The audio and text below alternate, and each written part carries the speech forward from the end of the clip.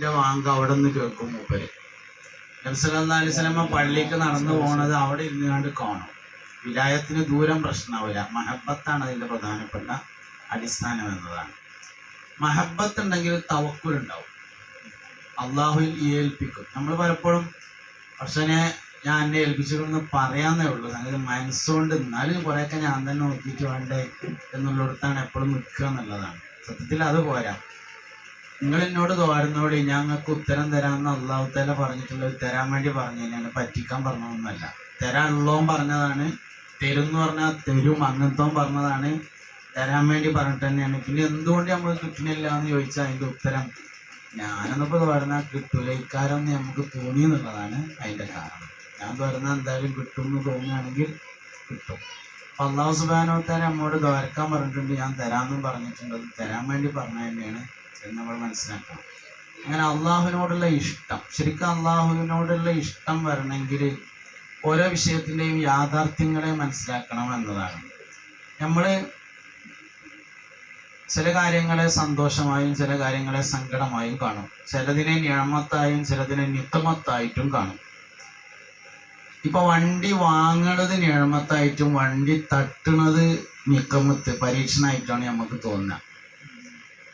നിഅമത്തുകളെ നമ്മൾ മറക്കുകയും നിഖമത്തിനെ ഓർക്കുകയും ചെയ്യുന്നതാണ്. വണ്ടി വാങ്ങിയ ഡേറ്റ് ഓർമ്മ ഉണ്ടാവില്ല, വണ്ടി തട്ടിയ ഡേറ്റ് നമുക്ക് ഓർമ്മ ഉണ്ടാവും. അപ്പൊ പ്രയാസം നമ്മൾ ഓർക്കുന്നുണ്ട്, സന്തോഷം ഓർക്കണില്ല. ശരിക്കും സന്തോഷമാണ് ഓർക്കേണ്ടത്. വാപ്പ മരിച്ച ഡേറ്റ് നമ്മൾക്ക് അറിയാം, വാപ്പ ജനിച്ച ഡേറ്റ് ആരും നോക്കിയിട്ടുണ്ടാവില്ല. വാപ്പാൻ്റെ മരണമല്ല നിഅമത്ത്, വാപ്പാൻ്റെ ജനനാണ് നിഅമത്ത്. അപ്പം നിഅമത്തിനെ നമ്മൾ ആലോചിക്കുന്നില്ല, പരീക്ഷണങ്ങൾ മാത്രമാണ് ആലോചിക്കുന്നത്. നമ്മളിങ്ങനെ കുറേ സമയം ആലോചിച്ചാൽ മനസ്സിൽ വരുന്നതൊക്കെ ജീവിതത്തിലുണ്ടായ നേരിയ പരീക്ഷണങ്ങൾ മാത്രമാണ്. ജീവിതത്തിൽ ഒരുപാട് സന്തോഷം ഉണ്ടായിട്ടുണ്ട്, അതൊന്നും നമ്മൾ ആലോചിച്ചാൽ വരുന്നില്ല എന്നുള്ളതാണ് സത്യത്തിൽ. നിഖമത്ത് വരേണ്ടതില്ല, നിഅമത്താണ് വരേണ്ടത്. അപ്പോൾ അതൊക്കെ മഹബത്തുള്ള ആളുകൾക്കാണ് അങ്ങനെ വരിക. ഇഷ്ടമുള്ളവൻ്റെ തല്ല് പൊട്ടായിട്ടാണ് തോന്നുക, ഇഷ്ടമില്ലാത്തവൻ്റെ തോന്നല് നടുമ്പുറത്ത് കൂടി അങ്ങോട്ട് പേഞ്ചി എന്നാണ് തോന്നുക. അള്ളാഹുവിനോട് ഇഷ്ടമുണ്ടെങ്കിൽ അള്ളാഹു ചെയ്യുന്ന എല്ലാ പ്രവർത്തനങ്ങളെയും സന്തോഷകരമായിട്ട് തോന്നും. ഇഷ്ടമില്ലാത്തൊരു സാഹചര്യത്തിലാണ് നമുക്ക് പ്രയാസങ്ങളെ പ്രയാസമായി തോന്നുന്നത്. ഇഷ്ടപ്പെട്ട ഒരാൾ ചെവിടിച്ചൊന്ന് തിരുമ്പിയാലേ നല്ല രസമുള്ള വേദനയിക്കാരം അത്.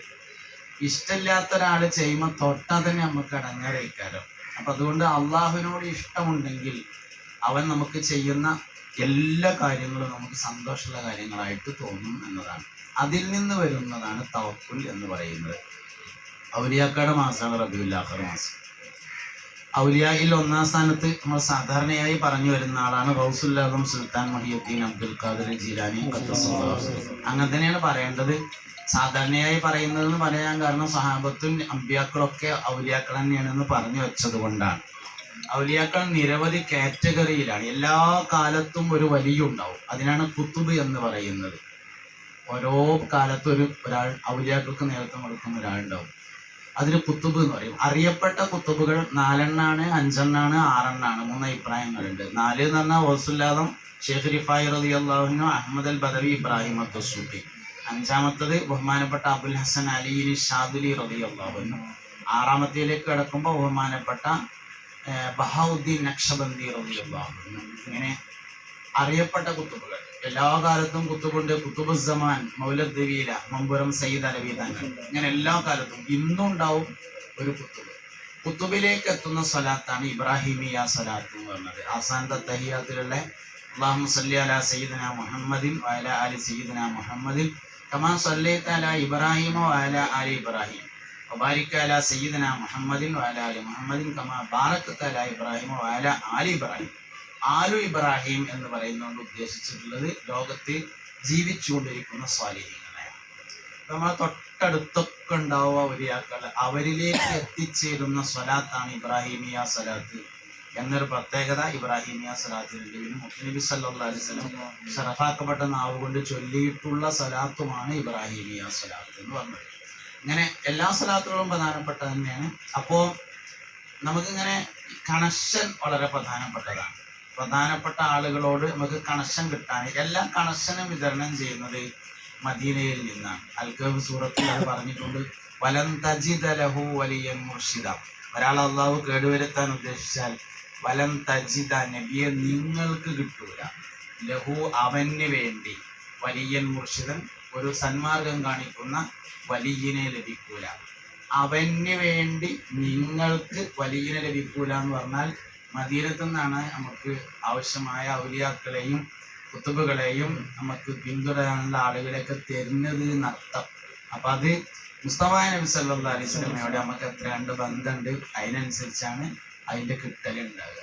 നമ്മളുടെ വിധങ്ങളുടെ കുറേ മദ്ഹുകൾ പറയും സല്ലല്ലാഹു അലൈഹി വസല്ലം. മദ്ഹ് പറഞ്ഞാൽ അവസാനം ഒരു കാര്യമുണ്ട്, അങ്ങനത്തെ നബിനെ തന്നത് അള്ളയാണ്.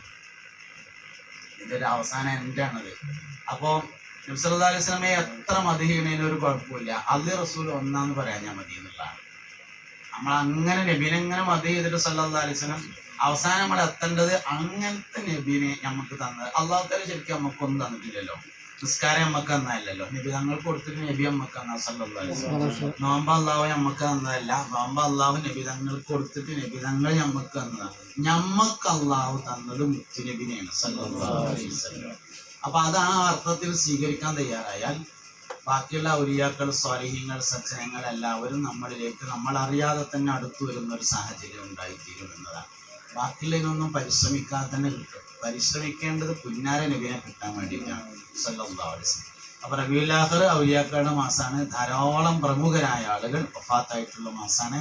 ഹിജ്റ 470 ഗൗസുൽ സുൽത്താൻ മുഹ്യിദ്ദീൻ അബ്ദുൽ ഖാദിർ ജിലാനി ജനിക്കുന്നത്. ഇറാനിലാണ് ജീലാൻ എന്ന് പറയുന്ന സ്ഥലം. കൈലാൻ അതാണ് ഒറിജിനൽ സ്ഥലം. അതിനെ അറബിയിലേക്ക് മാറ്റിയപ്പോൾ ജീലാൻ എന്നായി മാറിയതാണ്. കൈലാൻ എന്ന ഇറാനിയൻ ഭാഷയാണ്.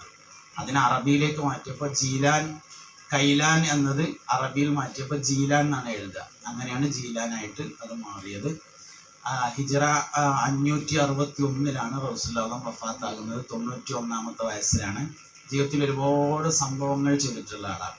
65 വർഷം മഹാനവറുകൾ കച്ചവടം ചെയ്തിട്ടുണ്ട്. 25 കൊല്ലം നാട്ടിൽ വിദ്യാഭ്യാസം നേടിയിട്ടുണ്ട്. 25 കൊല്ലം വിദേശ വിദ്യാഭ്യാസം നേടിയിട്ടുണ്ട്. 40 കൊല്ലം വയല് പറഞ്ഞിട്ടുണ്ട്. വിദേശത്തേക്ക് യാത്രയായതിനു ശേഷം 25-ാമത്തെ വയസ്സിൽ നാട് വിട്ടതിനു ശേഷം കച്ചവടം ആരംഭിച്ചു. 65 വർഷം കച്ചവടക്കാരനാണ്. 1000 കൊല്ലങ്ങൾക്ക് മുമ്പ് സ്വന്തമായി കപ്പലുണ്ടായിരുന്ന കച്ചവടക്കാരൻ. അത്രയും വലിയ പൈസക്കാരനാണ് മുഹ്യിദ്ദീൻ ശൈഖ് റളിയല്ലാഹു അൻഹു. അല്ലെങ്കിലും പൈസക്കല്ല കുഴപ്പമുള്ളത്, പൈസ കൈകാര്യം ചെയ്യുന്നിടത്താണ് കുഴപ്പമുള്ളത്. പൈസക്കൊരു കുഴപ്പമില്ല. പ്രധാനപ്പെട്ട പല ആൾക്കാരും സമ്പന്നന്മാരാണ്. ഔലിയാക്കളിൽ പ്രമുഖനാണ് ടിപ്പു സുൽത്താൻ റളിയല്ലാഹു അൻഹു. മഹാനവറുകൾ വലിയ പൈസ ഉള്ള ആളാണ്. ഇബ്രാഹിം നബിയുടെ വാപ്പ രാജാവാണ്. സുലൈമാൻ നബി രാജാവാണ്. ദാവൂദ് നബി അലൈഹി സ്വലാം രാജാവാണ്. യൂസുഫ് നബി അലൈഹി സ്വലാം രാജാവാണ്. പൈസക്കല്ല കുഴപ്പം. അബൂബക്കർ സിദ്ദീഖ് റളിയല്ലാഹു അൻഹു തുണി വ്യാപാരിയാണ്. മൂപ്പരെ വാപ്പാക്ക് ജ്വല്ലറിയാണ്. ഉമർ റളിയല്ലാഹു അൻഹു സ്ഥലക്കച്ചവടക്കാരനാണ്. പൈസക്കല്ല കുഴപ്പം. പൈസ വേണം. പൈസ കൈകാര്യം ചെയ്യുന്നിടത്ത് പ്രശ്നമില്ലാതിരിക്കുകയാണ് വേണ്ടത്. അള്ളാഹു നമുക്ക് നല്ല സാമ്പത്തികമായ ഭദ്രതയും അഭിമാനത്തെയും അന്തസ്സിനെയും എല്ലാം പ്രദാനം ചെയ്യട്ടെ.